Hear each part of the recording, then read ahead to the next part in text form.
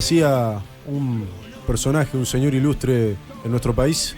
Un médico. Un médico de un enorme corazón, valga la redundancia, el señor René Jerónimo Favaloro. Y cómo no recordarlo, ¿no? Cómo claro. No tenerlo en la memoria. Y cómo no charlar respecto a él. Por eso tenemos la posibilidad de justamente entrevistar al señor Carlos Penelas, autor de Diario Interior de René Favaloro. Bienvenido, señor Carlos Penelas. Muchas gracias por esta posibilidad. Hola, Carlos. Hola, Carlos. ¿Está ahí? Lo tenemos a Carlos. Hola, Carlos. Carlos Penelas, escritor de Diario Interior de René Favaloro, un gran libro recomendable que ha salido en su momento. Bueno, además Carlos Penelas es escritor, es poeta, tiene varios libros de poemas, es un reconocido poeta en el ambiente de la poesía, que nunca es un ambiente masivo, pero es reconocido poeta en el ambiente de la poesía porteña, ¿no? Exacto. Sí. Y además tiene un blog muy interesante de notas de opinión que vale la pena entrar y leerlo. Y chusmear ahí. Sí, chusmear un poquito. Creo que acá en esta mesa rectangular que tenemos, bien, hubo alguien que anduvo mirando el blog. Sí. Exacto, sí, yo anduve por allí. Señor Carlos Penelas, entonces los tenemos por aquí. Hola. Acá estamos. Hola, ¿qué tal? Hola, Carlos. Gracias por esta posibilidad. No, gracias a ustedes por el llamado. Bueno, Carlos, empecemos por el principio. ¿Cómo conociste y cómo fue tu relación con Favaloro? Bueno, la relación fue óptima, fue una relación muy grande que duró 22 años hasta el suicidio. Yo lo conozco a él en el año 78 porque sacó un libro, Conversaciones con Luis Franco, un libro difícil de editar, lo editamos entre amigos, etcétera. Y para ser breve y acotar cosas, Favaloro había salido en un programa de televisión diciendo que él es admirador de dos grandes escritores argentinos, Ezequiel Martínez Estrada y Luis Franco. Yo le alcanzo el libro entonces Luis Franco, es un libro, insisto, año 78, dictadura militar, no era fácil publicar a Luis Franco, no era fácil publicarme a mí, bueno. Así que fue un libro que no había trascendido mucho, pero como dijo eso, yo se lo llevé, se lo alcancé ese libro. Y a los 2 meses me llama porque me quería conocer, le había entusiasmado, le había gustado mucho. Y a partir de ahí empezamos a hacer una amistad donde nos reuníamos cada tanto, a veces a almorzar, otras veces a conversar, otra vez a tomar el té. Y poco tiempo después, bueno, yo ingreso a la Fundación Favaloro con distintos cargos. Primero soy jefe de Relaciones Públicas, jefe de prensa, luego soy miembro del Comité de Ética, posteriormente se crea el centro editor de la Fundación para Ediciones Científicas. Él era el director, yo por supuesto era el subdirector. Luego soy jefe de coordinación de pacientes, todo eso con 2 secretarias. Yo tenía los 4 cargos al mismo tiempo, con el mismo sueldo y con 2 secretarias. Eso antes de 22 años. Así que, digamos que fue un conocimiento. Bueno, yo después lo invité un día, digo, ¿usted quiere conocerlo a Luis Franco? Sí, así que fuimos un par de veces a almorzar juntos. Yo le presenté varios escritores, pintores, en fin, a él le interesaba ese mundo también que tenía que ver con la literatura y con el pensamiento, ¿no? Claro, sí. Así que ese fue, digamos, para hacerlo breve, el comienzo y parte de una vida, ¿no? Claro. Bueno, ¿y cómo analizás vos toda esa época y el desenlace de toda esa época? Bueno, este es un país que viene de degradación de hace muchísimo tiempo. Yo me acuerdo que yo tenía 8 o 9 años y mi padre era español, republicano, ¿no? Y él un día me dijo, tú no vas a ver un país, esto fue un proyecto de país, a lo mejor tus hijos. Imagínate, yo tenía 8 años, estamos hablando del siglo XVII. Entonces, luego, cuando empezamos a caminar y ver, uno ve lo que es todo esto. Favaloro, hay que decirlo, fue el creador del bypass aorto coronario. Sí. Sí. Eso significó una revolución total en la cardiología a nivel mundial antes y después de Favaloro. A partir de ahí cambia la cardiología del mundo. Por supuesto que hoy hay muchos avances fenomenales, pero a partir de ese hecho. Exacto. Y fue candidato a Premio Nobel de Medicina. Sí. Él vuelve al país, regresa. Hay que acordarse también de paso, porque él fue médico rural, él trabajó mucho como médico rural. Eso fue el azar, el destino, lo que uno quiera llamarle, porque en realidad él iba a ingresar al Hospital de La Plata, pero para trabajar en aquel entonces, en la época que estoy hablando de Favaloro, estamos hablando de los años 50, uno no podía trabajar si no se afiliaba al Partido Justicialista, porque si no le daban trabajo. Como él venía de una familia que no era justicialista, una familia honesta la de él, él entonces tiene la posibilidad de ir a trabajar como médico rural y piensa que en un par de meses, etcétera, porque el médico se había enfermado, pero luego muere, iba a regresar al hospital. Y eso se da después, se queda anclado y está 11 años, ¿no? Perdonen, aquí en La Pampa, en Jacinto Arauz. En Jacinto Arauz, estamos hablando de Jacinto Arauz. Claro, él tenía, él escribe después la memoria del médico rural, ¿no? Soy de Jacinto Arauz. Yo he viajado un par de veces allá también, por homenajes y esas cosas. Así que él trabaja ahí y luego de ahí hace el salto a Estados Unidos, lleva $10.000, que era un dinero para aquella época, pero no tanto, ya tiene 40 años, no maneja del todo el inglés, y ahí le cambia la vida. Ahí conoce a James Mason, uno de los grandes hemodinamistas. Recién empezaban a hacer la hemodinamia en aquel entonces. Claro. Y junto con él, de pronto, entonces ve lo que es mejor dicho, el cateterismo. Gracias a eso, entonces él puede decir, si esto funciona así, yo puedo llegar al corazón, operar, hacer el bypass, etcétera, etcétera. Claro. Mason Song, exactamente el nombre, para no confundirnos una vez más. Digo, es un nombre importante en la cardiología, porque sin eso él tampoco hubiera logrado. Claro. Con esto, ¿qué quiero decir? Cuando él, o un científico, un médico, un cirujano, es decir, es él, pero también hay un conjunto de gente que está alrededor y que no nos podemos olvidar de esa gente. Sí, claro. ¿No? Porque es todo un equipo que se forma. Claro. Luego decide venir al país, él hace 3 intentos para regresar al país, ningún proyecto le queda, porque en realidad hay un rechazo grande, sobre todo por toda una medicina determinada, hay corporaciones que se forman acá, corporaciones médicas, laboratorios, etcétera, que todos conocemos. O sea, se fue equivocando sucesivamente. Primero regresar y después intentar 3 veces regresar. Cuando hace eso, después comienza a trabajar acá, comienza a trabajar con una visión social de la medicina. Él tenía una visión social muy clara. Y él hace este proyecto pensando que con este proyecto la gente... Él tenía una idea casi socialista utópica, pensando que si uno daba el ejemplo en honestidad, en talento y en trabajo, la gente copiaba ese ejemplo. Sí. Y no se daba cuenta que estaba en la Argentina, donde generalmente acá se copia el mal ejemplo. Se copian patillas, es decir, cualquier cosa se copia, pero lo peor, ¿no? Aprendemos lo peor. ¿Cómo? Aprendemos lo peor. Nos gusta lo peor en líneas generales, pero es una visión mía, pero no porque sea pesimista, es por lo que la realidad que cada día me lo va amargando más. Y en su momento lo planteaba Favaloro también, creo, ¿no? O sea, ¿Cómo? Que él se lo planteaba también en este aspecto, ¿no?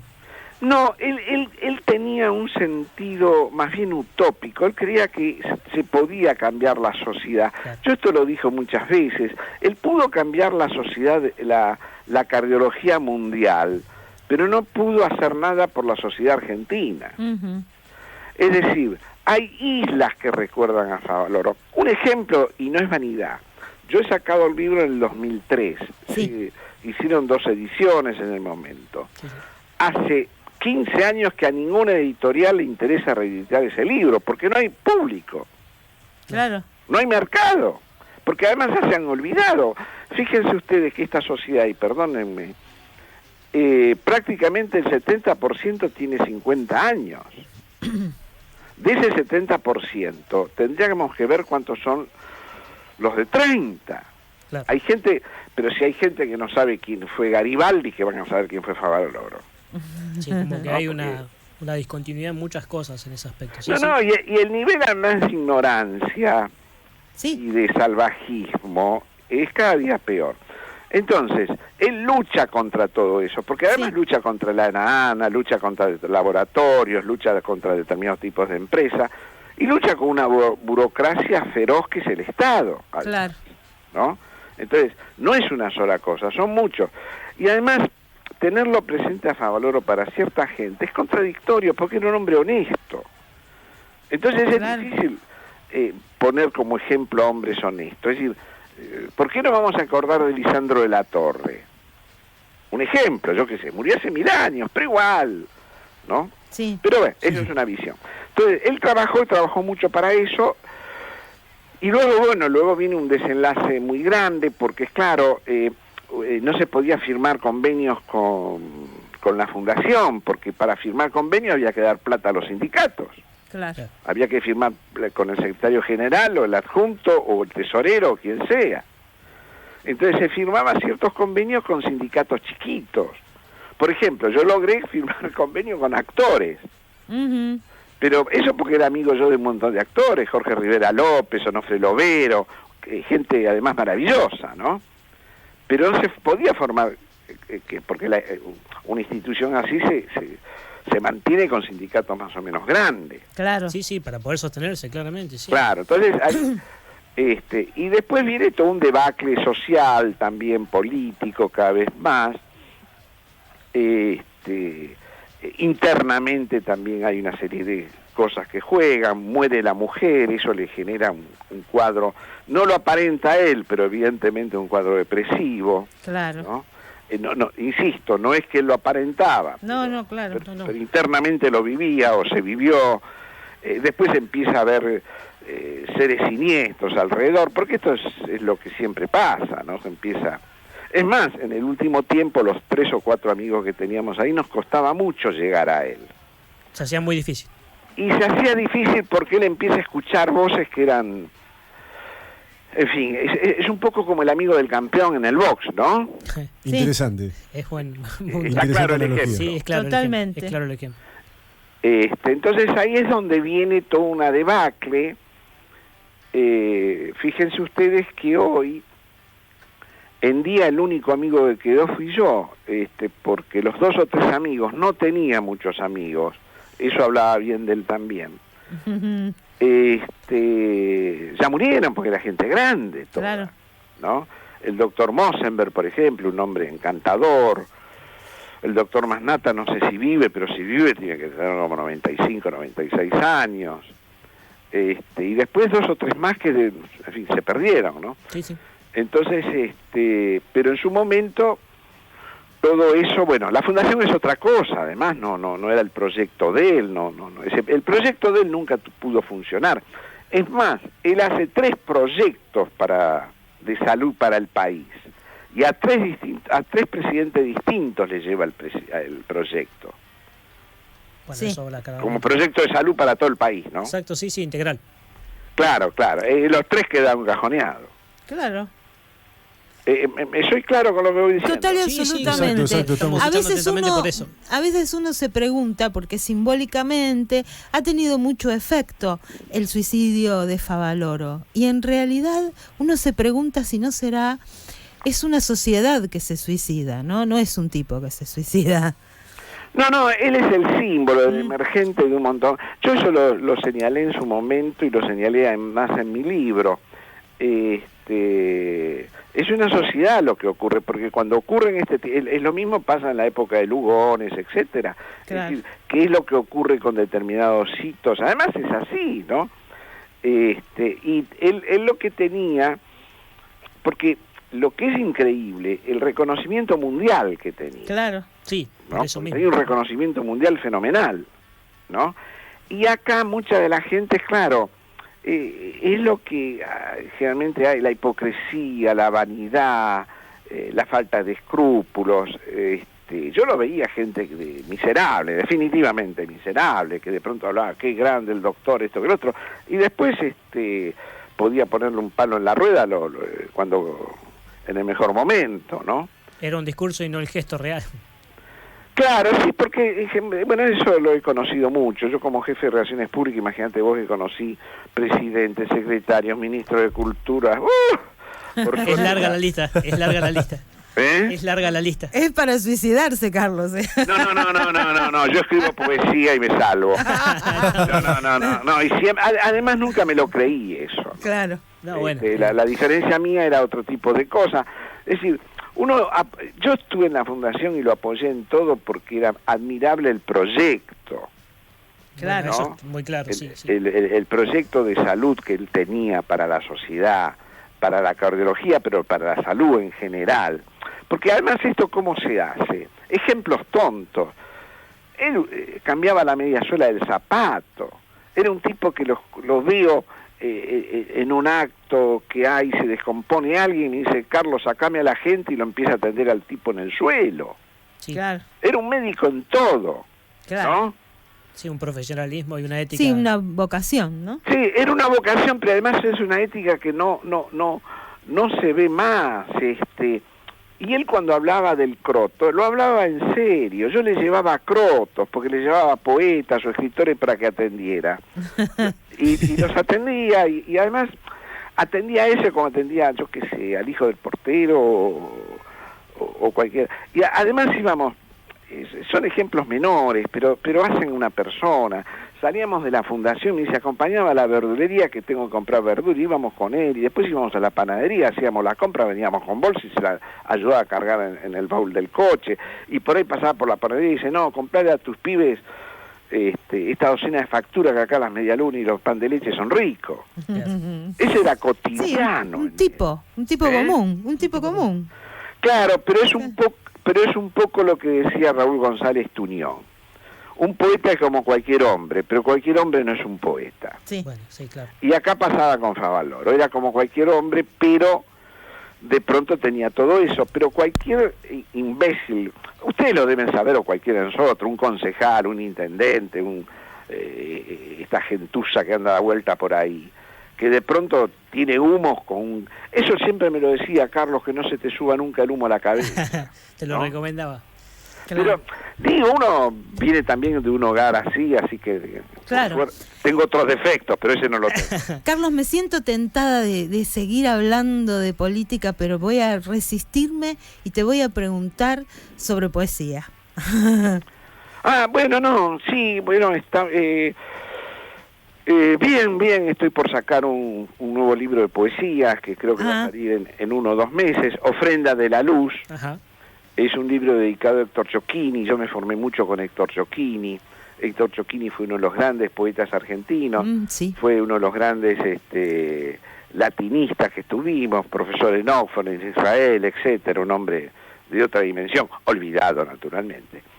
Y es un libro porque ya el anterior se lo había dedicado a Ricardo Molinari, otro hombre con el cual yo porque me he vinculado por suerte con gente no solamente de gran talento, sino gente honesta, ¿no?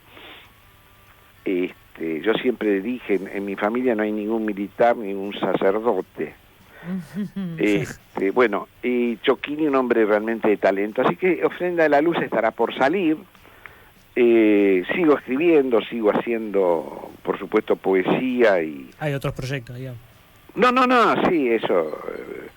sobre todo de poesía. Después sigo haciendo ensayos o escritos. Ahora publiqué uno que me lo publicaron en Europa en varios lugares, pues les interesó el tema de la razón de mi vida, sinceramente.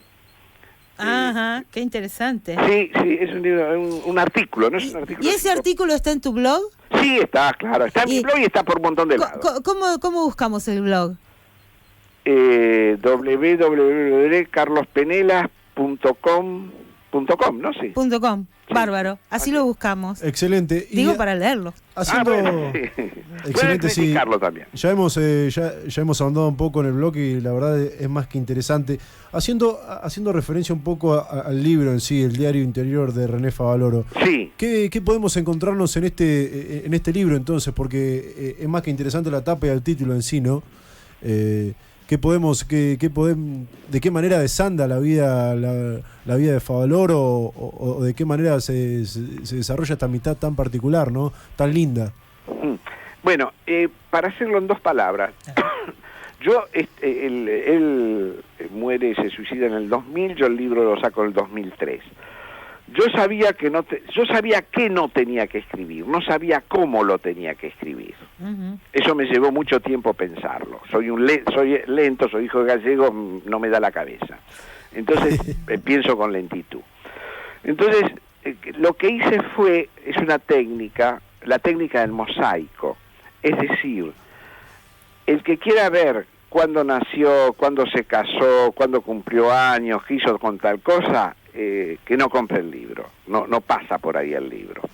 El libro pasa como una simbología de un país, es un ensayo biográfico, el eje Favaloro. Excelente. Y el derrumbe que hay alrededor. Junto con eso, ¿qué agrego? Agrego cartas, documentos, memoria, ciertas ideas, es un espejo, sueños, ¿no? Porque yo tuve 2 asesores para hacer el libro legales, uno el fiscal Estracera, y el otro, el doctor Ricardo Moner Sanz, sí, que me asesoraron del punto de vista jurídico. Claro. ¿No? Es más, al doctor Moner Sanz le pregunté, ¿van a hacer juicio? Y me dijo, si son piolas se quedan en el molde, textual. Uh-huh. Bueno, no hubo juicio. Claro. Entonces, el libro tiene una serie de cosas, y tiene de pronto cosas que yo no podía decir directamente y es Favaloro que me la dice en el sueño. Está. Claro. ¿Me explico? Sí, perfectamente. Sí, muy bueno. Y porque eso es una técnica que no es mía, es de Shakespeare.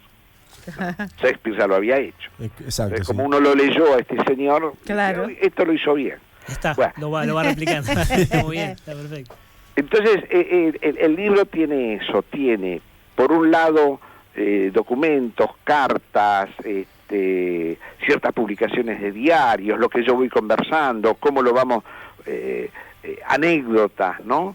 Pero eso es la técnica de mosaico que lo va armando. Eso me costó mucho trabajo, claro.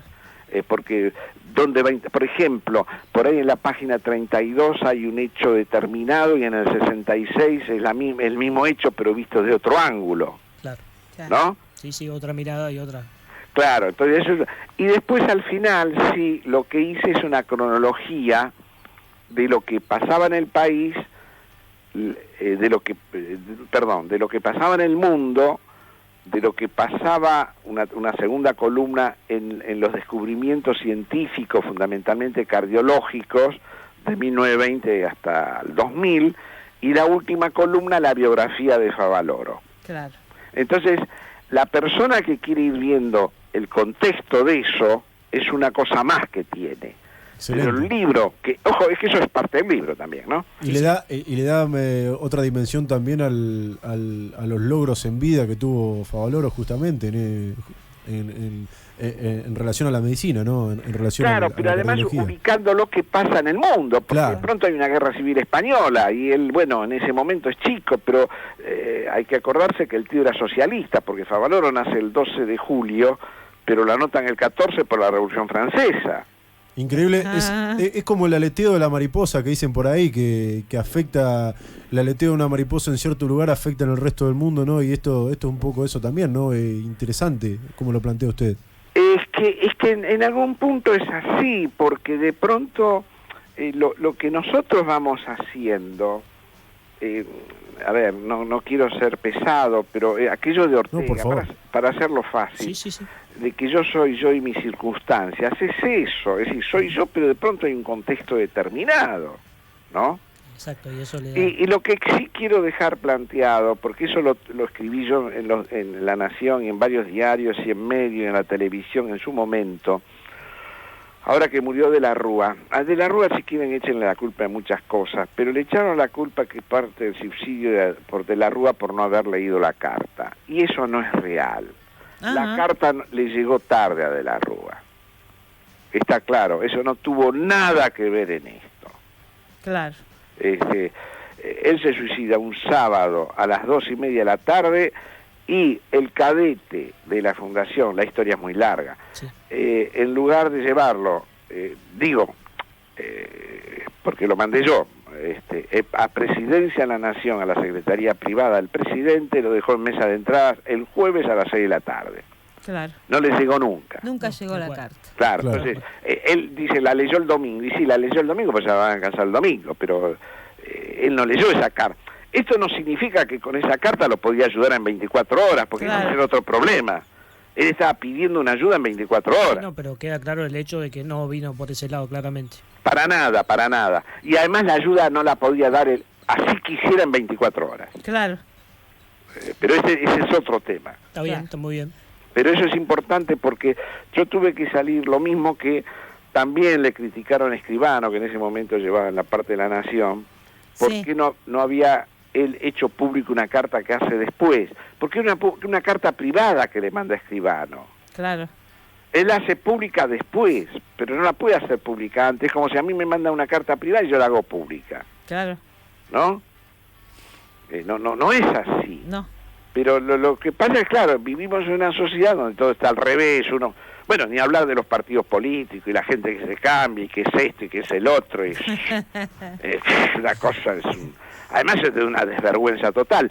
Por eso yo a veces pienso, y la verdad que es una desgracia, porque lo que hizo Favaloro y el proyecto de él es fenomenal, más allá del bypass. ¿Me explico lo que quiero decir? Sí. Exacto, sí. Nos ha dejado claro eso. No, el proyecto ese de él lo dice en el año 95, se están recibiendo 2.500 médicos por año, cuando lo que hacemos bien si se reciben 1.500. Claro. Había 1.000 médicos de más. Este es el único país que hay más médicos que enfermeras. Claro. Todo está mal. Sí. No puedo decirte que no. Bueno. Pero ya eso lo dice él en el año 96, en un discurso, me acuerdo que claro. se había puesto, y que entonces de pronto había gente que decía, claro, Favaloro quiere cerrar la Universidad de Medicina. No, pedazo de imbécil, no quiere cerrar la medicina. Se está diciendo que no se planifica, eso es lo que se está diciendo. Lo mismo que ahora, creo que hay no se estudia Derecho Romano y hay cerca de 50 universidades de Derecho en el país. Sí. Era más lógico que estuviese la de Chuquisaca. Por lo menos el tipo se recibía ahí, o era más o menos algo, pero sabía. Claro. ¿No? Tenía un conocimiento más claro, me parece. ¿Cómo? Carlos Tendría un Penelas, conocimiento más claro. se nos termina el programa. Me parece muy bien. Así que, además de mandarte desde aquí un gran abrazo, un gran afecto, te agradecemos que nos hayas dedicado este tiempo. No, les agradezco a ustedes. Muchas gracias, Carlos. Gracias por mantener... Saludos a todos, Carlos. Gracias por mantener viva esta voz. Ustedes, y un gran abrazo y a remar. Dale, así es. Gracias, Carlos. Un abrazo gigante. Buen fin de semana. Gracias. Adiós. Chau. Pasaba de esta manera entonces